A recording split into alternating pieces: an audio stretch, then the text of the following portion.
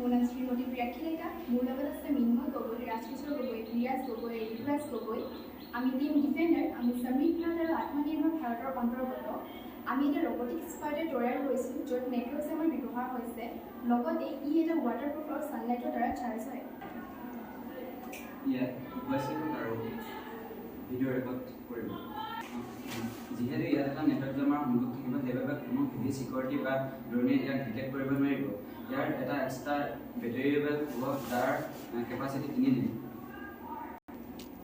এই ৰবটিক স্পাইডাৰটোৱে আমাৰ দেশৰ অৰ্থনীতি উন্নত কৰিব আৰু আমাৰ দেশৰ ডিফেন্স চিষ্টেমত সুবিধা কৰিব। আমি এই ৰবটিক স্পাইডাৰটো ডক্টৰ APJ আব্দুল কালামৰ ব্ৰহ্মছ মিছাইলৰ পৰা আদৰ্শ লৈ তৈয়াৰ কৰিছোঁ।